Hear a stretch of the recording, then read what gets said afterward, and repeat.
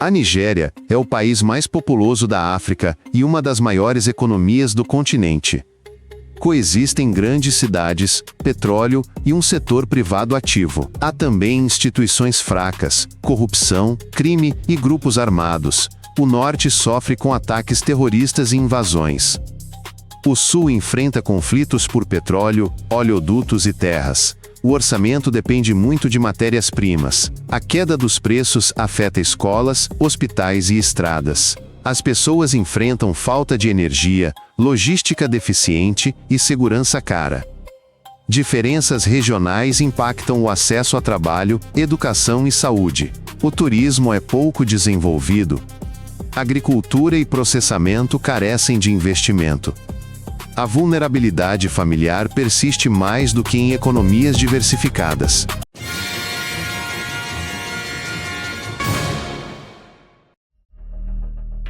Na Nigéria vivem mais de 200 milhões de pessoas, e grande parte é jovem.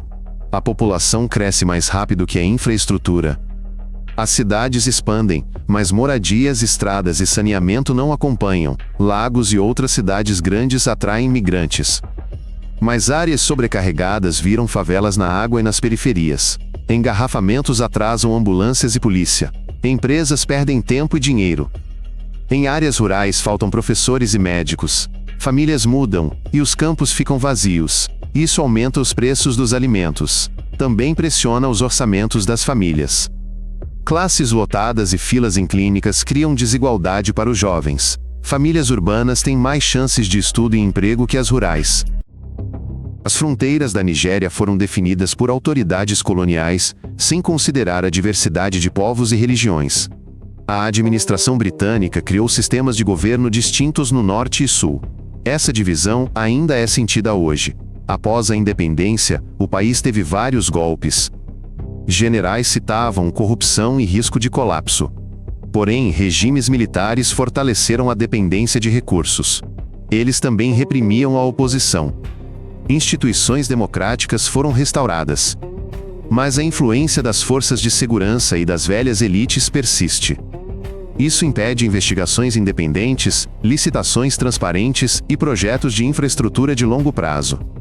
Nesses cenários, governadores e grupos locais agem com autonomia. A política econômica única falha ao definir regras para investidores e partilha de receitas. No final dos anos 60, o sudeste nigeriano tentou separar-se, gerando guerra civil.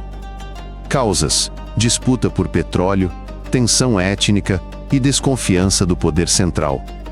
A guerra findou com a derrota separatista, mas a memória persiste. A região sempre debate autonomia, participação nos lucros e segurança.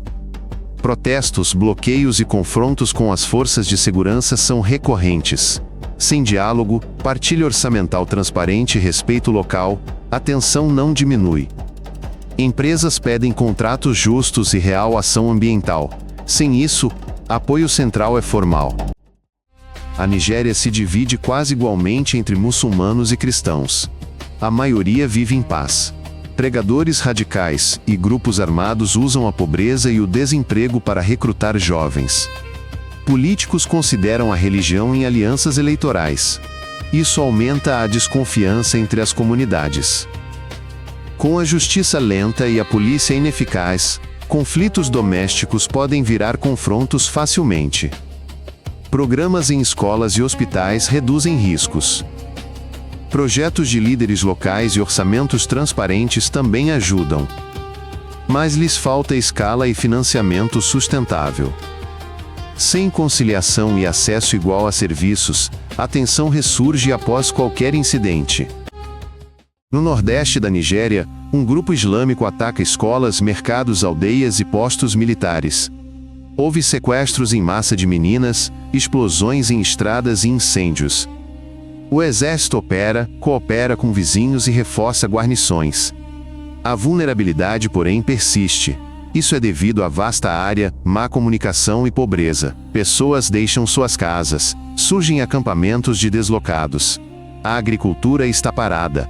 Crianças perdem anos de escola. Negócios fecham seus pontos de venda. Atrasos na ajuda humanitária transformam secas ou surtos em crises prolongadas. Estradas seguras e escolas restauradas ajudam. Mas a segurança é insuficiente. Pessoas não podem voltar à vida normal de forma estável. O norte da Nigéria é mais seco e pobre, o sul, mais úmido e rico em recursos. Nas fronteiras climáticas, nômades com gado e agricultores disputam pastagens, água e campos. Quando polícia e autoridades locais não conseguem separar as partes nem registrar danos, iniciam-se ataques de retaliação. Pessoas abandonam casas, alimentos encarecem, e jovens alistam-se em grupos de autodefesa. Políticos exploram a defesa dos seus, e a tensão aumenta. Sem regras claras de uso da terra, investigações rápidas e compensações, conflitos se repetem anualmente. Onde há registro de pastagens e corredores de pastoreio, o número de confrontos diminui, mas tais programas não abrangem todas as áreas. O petróleo é a principal fonte de receita em moeda estrangeira da Nigéria. Quedas de preços forçam cortes. Escolas, hospitais e estradas sofrem. O dinheiro concentra-se em oficiais e contratados. Áreas rurais recebem pouco. A produção não petrolífera é lenta. Fábricas param por falta de energia. Agricultores não têm crédito barato. Faltam armazéns e logística refrigerada. Com a moeda fraca, importações encarecem. Famílias atrasam tratamentos. Elas economizam na comida. A dependência de matéria-prima impede projetos longos. Torna a economia vulnerável a choques. Com o domínio da exportação, a baixa arrecadação do pequeno negócio deixa orçamentos urbanos e rurais vazios. Nos pântanos da Nigéria e manguezais do delta do Níger, vazamentos de óleo, perfurações ilegais e incêndios ocorrem há décadas. Água e solo estão contaminados. Há menos peixes. Instalações de refino artesanais frequentemente explodem. Pessoas respiram vapores de petróleo bruto. Doenças respiratórias e de pele aumentam. Comunidades locais exigem limpeza e compensações. Empresas e autoridades discutem culpados e reparos. Enquanto os oleodutos são mal guardados e há poucas alternativas de emprego, os moradores arriscam a saúde por dinheiro. A restauração dos pântanos é lenta e cara. Onde programas de limpeza são lançados, a pesca retorna parcialmente. Mas sem controle de vazamentos, o progresso é frágil. Bandos marítimos atuam na costa da Nigéria. Eles capturam navios e tripulações em rios e estuários, exigindo resgate. Em terra, grupos armados saqueiam aldeias e estradas centrais. Também sequestram pessoas. Polícia e exército fazem operações. Distâncias, falta de equipamentos e corrupção atrapalham. Empresas gastam com segurança, seguros e comboios privados. A entrega fica mais cara. Isso prejudica comércio e investimentos em portos, armazéns e estradas. Regiões ficam pobres e isoladas. Transportadoras planejam rotas com base em bloqueios e horários para reduzir riscos. Isso eleva prazos e custos. Lagos é o coração financeiro e midiático da Nigéria. Abriga porto, bancos, projetos de tecnologia e estúdios de cinema. Nollywood lança milhares de filmes anualmente, gerando empregos para atores, editores, produtores e vendedores de rua. Músicos nigerianos lotam palcos na África, Europa e América. Streaming e festivais geram divisas. Perto de bairros prósperos, há favelas sem saneamento ou luz. Pirateria, fraca proteção de direitos e falta de educação específica limitam o crescimento das indústrias. A cidade vive da iniciativa dos moradores. Sem grandes projetos de infraestrutura, o caos diário persiste. Com expansão de estradas, viadutos e orlas, a cidade respira melhor. Contudo, a demanda por transporte cresce mais rápido. A Nigéria é conhecida por crimes cibernéticos, phishing, investimentos falsos, golpes românticos e roubo de dados. Redes criminosas usam redes sociais, mensageiros e criptomoedas para isso. A polícia realiza operações, mas a coleta de provas é lenta. Casos internacionais duram meses. Paralelamente, carteiras móveis e bancos online crescem rápido. Milhões acessam pagamentos sem filas. Problemas persistem: proteção fraca de dados, baixa literacia digital e novatos vulneráveis. Reguladores reforçam a verificação e relatórios. Empresas implementam proteção multifatorial. Com mais pagamentos sem dinheiro, a educação em segurança online é crucial. Deve começar na escola. As centrais elétricas e redes não atendem às necessidades da Nigéria. Interrupções são frequentes. Empresas usam geradores a diesel. Famílias compram lâmpadas a bateria. Isso encarece tudo: produção, armazenamento de alimentos e o funcionamento de clínicas. No interior, escolas sem luz. Geladeiras de vacinas falham. Maternidades dependem de geradores privados. Estradas ruins e logística precária causam perdas de colheitas. Os preços dos alimentos sobem. Sem energia estável e boas estradas, áreas pobres vivem em miséria crônica. Dependem de ajuda financeira familiar. Pequenas estações solares comunitárias melhoram escolas e farmácias. Mas esses projetos ainda são poucos. A malária continua sendo uma causa principal de hospitalizações e mortes infantis na Nigéria. Surtos de cólera ocorrem após chuvas sazonais e em áreas sem água potável. Programas de vacinação reduzem o risco de poliomielite.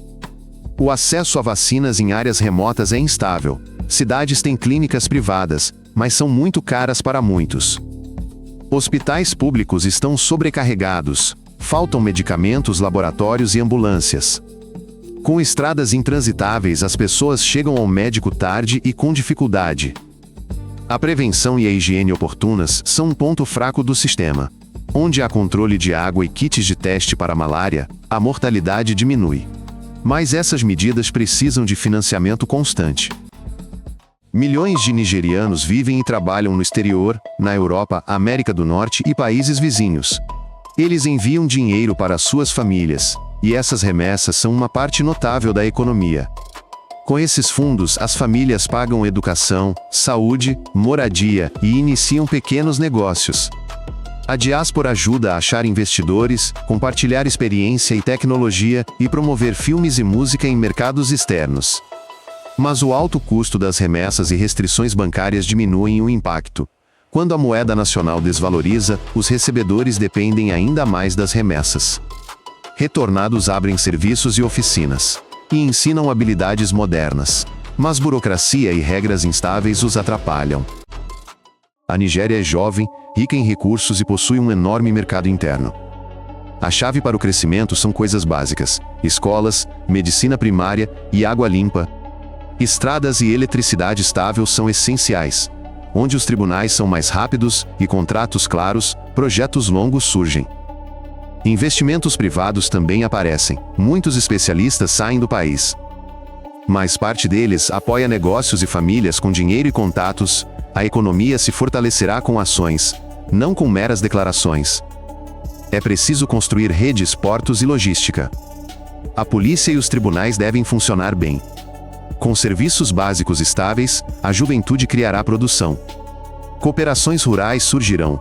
A dependência do petróleo diminuirá então. Se achou interessante, inscreva-se. Assim não perderá novos conteúdos. Aqui, tudo é direto e conciso.